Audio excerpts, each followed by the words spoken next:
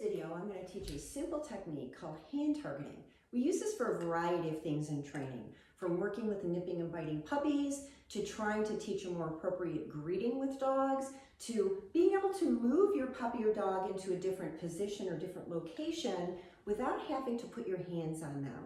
There's nothing more stressful for a dog than to be manhandled when you're trying to get them to do something, especially if they're afraid or uncomfortable. And that could mean trying to put them in a different area, trying to maybe get them to come down the stairs or to exit their crate. If we have to start resorting to collar grabbing and physically restraining or pulling and grabbing at our dog, we're really increasing the likelihood of having a more fearful dog, a dog who doesn't like being handled, and sometimes you can even elicit a bite from your dog because they're uncomfortable and they're trying to tell you, I just really don't want to do that. So through using this very simple technique of hand targeting, we can start working with puppies and dogs to work through a number of different behavioral challenges.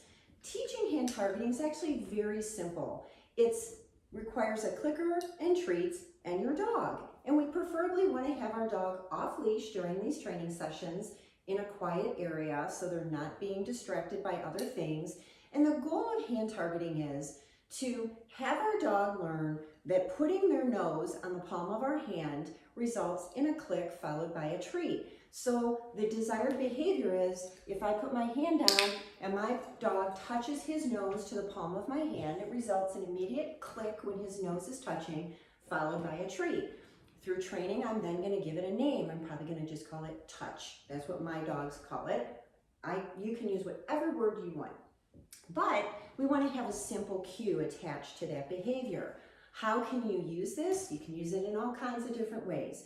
Puppies naturally want to bite our hands when we're petting them, when we're trying to groom them, sometimes just playing with them. You know, these are very interesting things to puppies. And as our hands come near them, they're grabbing at our hands, and our first reaction can be to grab their muzzle or to flick them on the nose or do any number of things that can be they are very aversive. And they don't work because then your puppy typically thinks, oh, you're playing with me, because they don't see you grabbing at them in the beginning as something really aversive. It's just sort of you're participating in their obnoxious play. We don't want to be manhandling puppies and dogs. It's a very bad idea. It has very bad outcomes typically. And it doesn't teach them anything. It's just teaching them, you bite me, I'll grab you. It's not really a great idea. So through hand targeting, you can start to teach your puppy that hands coming toward them are for touching, not for biting. And then you can start playing games with them where you can have them moving towards you, and as they come towards your hand and they bop it with their nose, they get a treat, and you can keep playing the game. They follow your hand around. Every time they touch it, you click, toss them a treat. I like to get my dogs moving around so that they keep coming back to get that next click. As you'll notice with Marshall, it starts turning into a game, and he's 20 months old. He's far beyond being a biting puppy, but like most puppies, he was a shark when he was little. So I played this game a lot with him. So I can start redirecting my puppy. Instead of biting my hands, come up and touch it with your muzzle instead. So I first want to talk about how do we teach hand targeting. It's very, very simple. If you've already started using a clicker with your pup and they understand the whole concept, you take your hand, put it in front of them. When they just choose to reach out with their nose and touch your hand, you immediately click and give them a treat. In the early part of training, do not say anything yet because he's still trying to figure out, okay, I think if I touch your hand, I get a click. So we're not ready to add a cue yet. We're just shaping this behavior, meaning I put my hand down, he reaches out and touches it with his nose, it makes a click go off, he gets a treat. I'm going to play this game with him, probably for a couple of days before I give this a name. I want to be able to put my hand down in different positions and have him reach down and touch it with his nose. When he does, then I'm ready to start calling it something. I don't want to start saying the cue over and over and over and over and he's not doing anything. So once you have a couple training sessions that every time you put your hand down, your puppy immediately touches it with their nose, then you're ready to call it whatever you want to call it. I just call it touch. So here's how I would pair it. In a moment here, I'm going to put my hand towards Marshall's face, and when I can see that he's coming towards my hand with his nose, I'm gonna say the cue, and then touch, click, and give him a treat. You're pairing a word with a behavior. So he's understanding that the word touch means put your nose onto the palm of my hand. If there's a pause, just like there was with Marshall, you don't repeat the cue, you just wait until he does the desired behavior. Touch, good boy. And you just play a game with him for maybe, 10 or 15 repetitions. The goal over time is that you can really start increasing like the distance that he comes to touch your hand, or moving your hand and touch in a different direction. He has to turn his head to come touch your hand. You would have your hand up here, over here, this way, down here. You'd have him coming towards you. Marshall, touch. He's now moving towards you and touching your hand. So we want to mix it up. We want him to really understand there's something about touching your hand keeps making that click go off. You practice it over and over. Touch.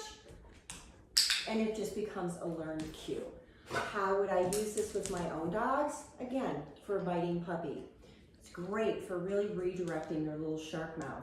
When Marshall was younger, I knew he would have a lifetime of grooming in his future. So I had to start grooming him as a little puppy. And of course, as soon as I would start to work with him, he would start trying to chew on my hands. So I would do hand targeting with him while I was brushing him, just to redirect his mouth to do something else. I also use this to move my dog. So for example, if he's in his crate and I need him to come out, I'll open up the crate door and I'll step back and I'll say, Marshall, touch. He'll come towards my hand and I can click and give him a treat. Much nicer than grabbing him by the collar and pulling him out of his crate.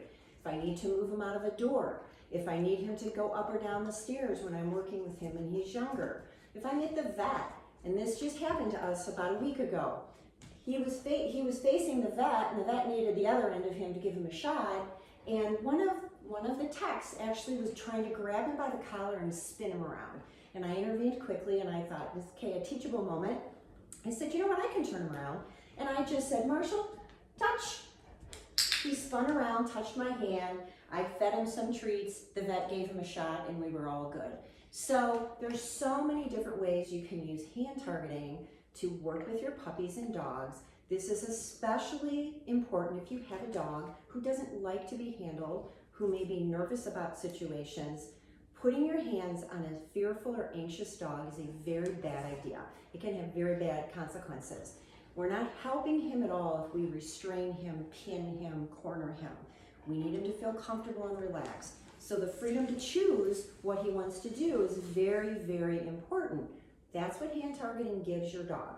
He's thinking, his brain is engaged. He really is just playing a game with me. He doesn't see this as a formal training exercise, but it really gets him into a different thought process other than, I really don't want to do this, don't touch me, or I'm having so much fun biting your hands, I don't want to stop. So when we think about using these specific training skills, we're really developing a nice plan for working with our dog.